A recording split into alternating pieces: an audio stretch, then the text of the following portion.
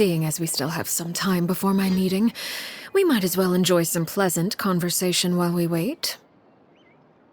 I'm glad to see you get along with my children. Being surrounded by good companions is necessary for a child's development. You're not planning on doing anything to them, are you? I assume you're referring to Lenny, Lynette, and Fremine, although there's that situation with Filial and Nentoy as well. It appears quite a few people have been acting out lately. No matter.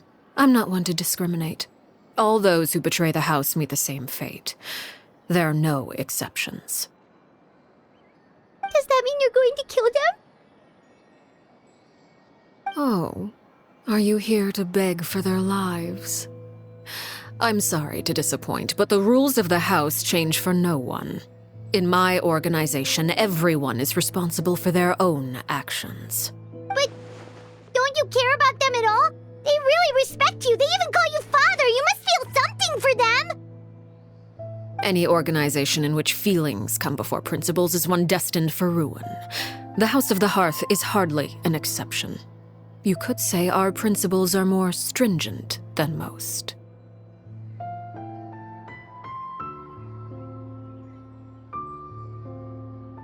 Perhaps I can offer you this consolation at least. As our guests, you two will not be held accountable along with them.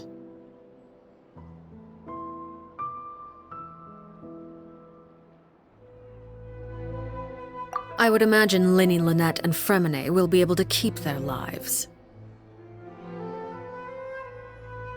As for Filial, Nentoy, and the others, I'm afraid there's little I can do. They can try to escape, but once you know our secrets, there's no getting out alive. But that's awful. Ah, you seem concerned.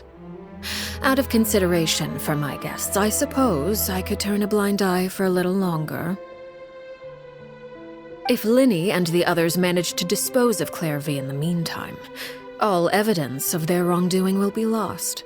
In that case, I could hardly punish them for something I couldn't prove.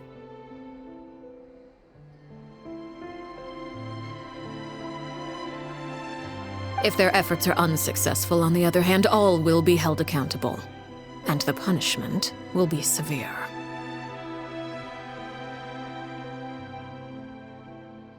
Of course. Oh, and here, I believe this belongs to you. Do try and keep better track of it next time. It takes a considerable amount of time to train a bird like this. It would be such a pity if you were to lose it. Wait, where did you get that? Well, I'm afraid that's all the time we have to chat.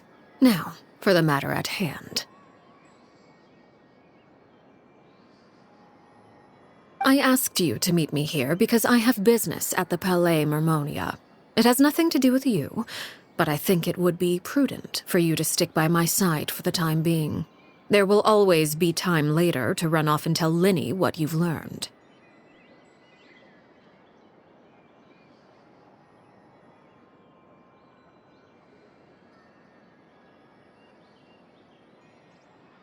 Well, time to go.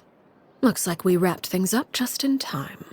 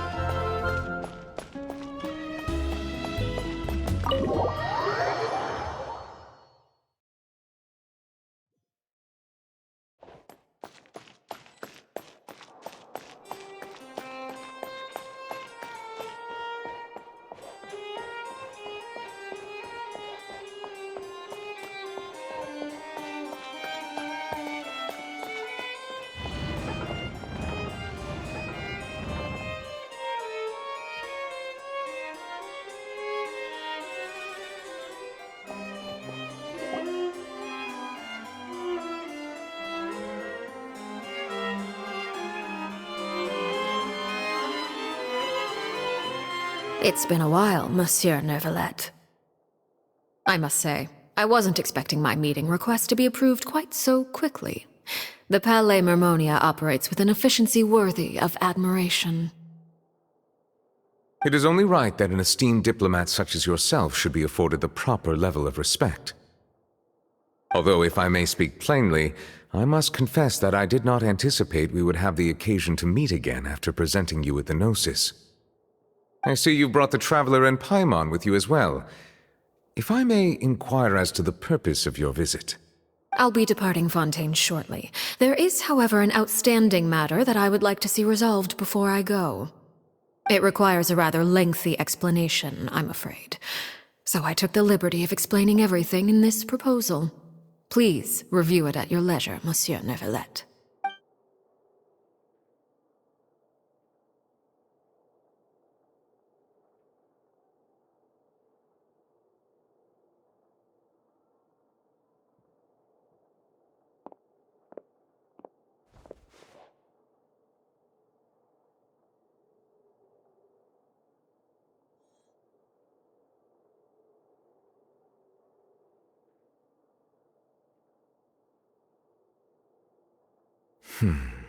I understand your request. However, at the risk of causing offense, I must admit that I fail to see why you would wish for such a thing. I heard you have a certain fondness for water tasting, Monsieur Neuvillette, so allow me to use water as an analogy. A family is like a large body of water with countless rivers flowing in and out. As someone who watches over this system, I would hope that each river that flows from the source will eventually reach the ocean. Of course, objectively speaking, I know this is impossible. Most of the rivers will dry up along the way, disappearing into the ground and leaving nothing but a barren riverbed behind. Not all rivers are destined to reach the ocean, but I would not see their existence rendered meaningless. I believe the water that flows within them is simply meant for a different destination, like a field in need of irrigation. Or perhaps the glass of a certain water-tasting enthusiast. Did you get any of that, Traveler? Your words paint an optimistic picture indeed. Allow me to remind you, however, few among us are willing to sip from a glass filled with tainted water. It may have been tainted at one point in time, but not to worry. I'll make sure it's strained of all impurities and returned to its cleanest form. I seem to recall there being a transactional aspect to your proposal. Perhaps you could expound on that? If you accept my proposal, Monsieur Neuvillette, I will gradually withdraw my forces from Fontaine. And, unless absolutely necessary, I will no longer carry out any special missions within Fontaine. I presume I can take your words to mean that, in the future, cases similar to the Tartuffe assassination will cease to cross my desk? Tartuffe? Ah, that thief who embezzled funds from all those charities, you mean? My deepest condolences to his family, but without any evidence, I cannot imagine how the House of the Hearth might have been involved in his passing. Of course, if you accept my proposal, Monsieur Neuvillette, I'm sure certain measures could be taken to reduce the frequency of such troubles. You choose your words carefully indeed. In that case, I am inclined to accept your proposal. My thanks for your generosity, Monsieur Neuvillette. Well, with that settled, we should be going now. I took the liberty of bringing along 2 bottles of spring water from Snezhnaya for you to enjoy. I do hope I get the chance to hear your impressions. Perhaps at our next meeting, yes? Indeed. I trust you would not overlook your commitment in the meantime. All right, Traveler Paimon. Time to go.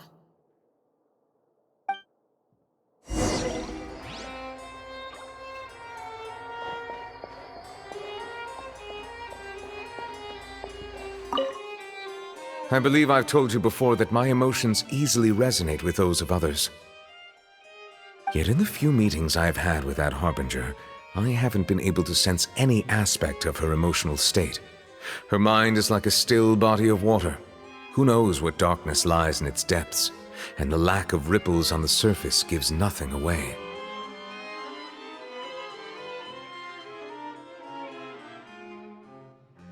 It's unclear whether this is her natural state of being, or whether it's an incredible strength of will that gives her the ability to master her emotions.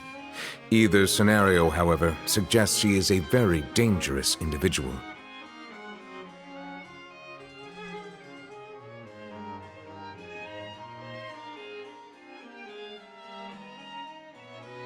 I do not expect an explanation as to why you two are by her side. Whatever your reasoning, I would only advise you to take caution.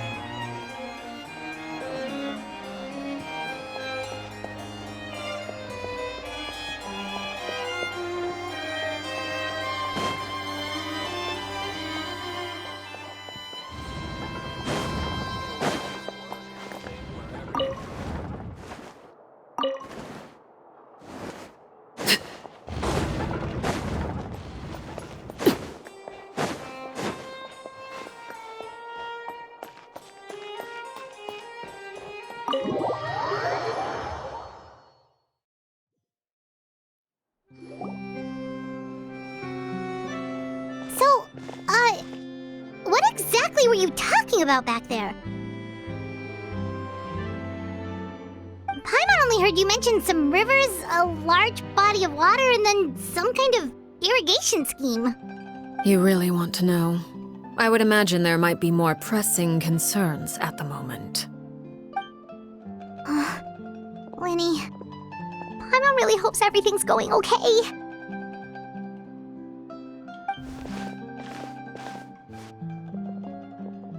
Oh, Paimon recognizes that look. You've got your thinking cap on, don't you, Traveler?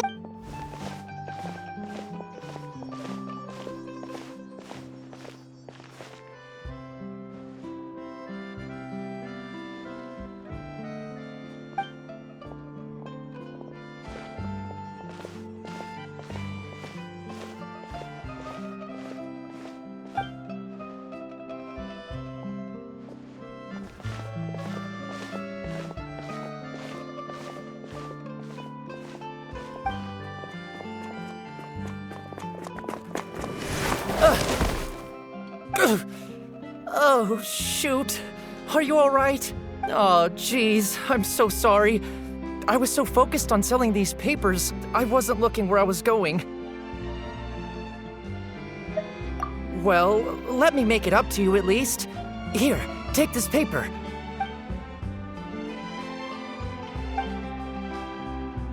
Oh, you don't have to give us anything. Please, I want to. It's not like I'm short on supply. All the extras will be useless come tomorrow anyway.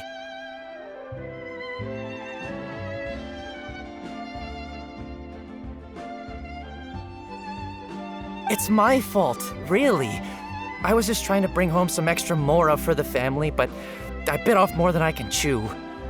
I haven't had many takers today, so I'm still swimming in papers. What's going on here? Nothing much. I just ran into your friend here on accident. I should probably get going, actually, so... Hold on. Of course, I'm happy to compensate you with mora, it's just... I don't have any on me at the moment. I'll take 3 papers. Here. Oh! Thank you for your patronage. May the Archons bless you with good fortune. If only I had the chance to run into such generous customers every day. I should probably just take on a smaller inventory though, right? I'm getting married soon, so sometimes it's hard to not get ahead of myself. Anyway, I should head out. Well, now that my affairs are settled, we should take the boat back to Poisson. We've even acquired some light reading to enjoy along the way. Actually, why don't we stick around for a little longer? Paimon just realized how hungry she is. She can't head back to Poisson on an empty stomach.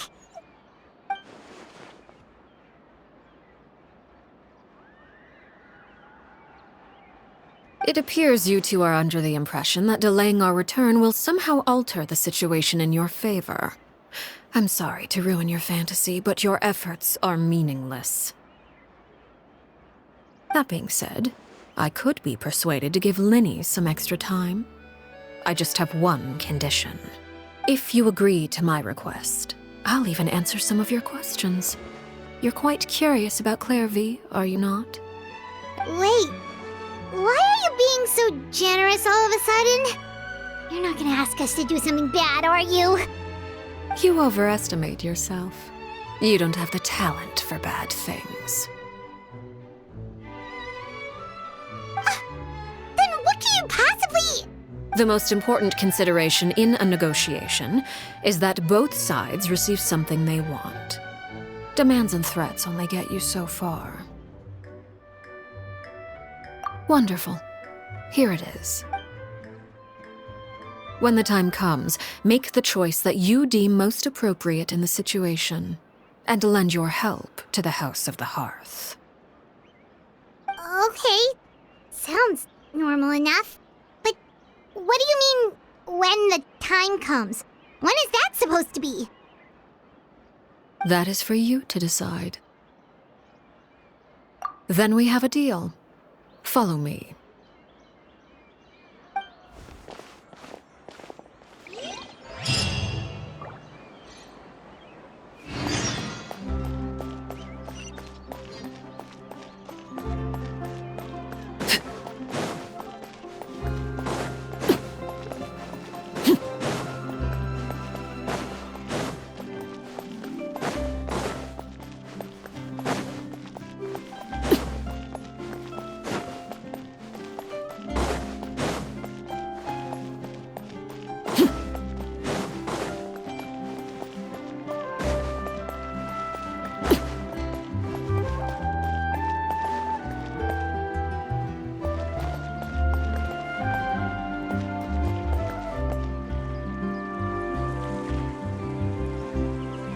Yeah.